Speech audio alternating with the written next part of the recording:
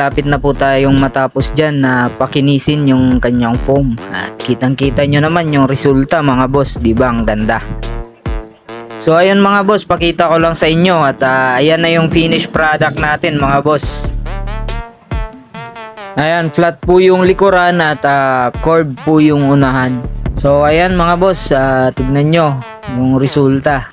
At sa mga gustong magpa-customize po ng mga upuan ng motor nyo, i-message nyo lang po ako, di kaya kontakin sa number na to. At eto po pala yung Facebook account ko, ayan.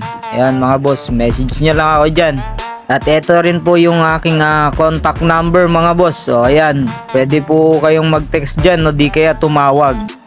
So ayun mga boss no, at ibabalik na po natin yung kanyang seat cover. So panoorin nyo na lang yung video hanggang sa matapos at panoorin nyo kung ano magiging resulta neto.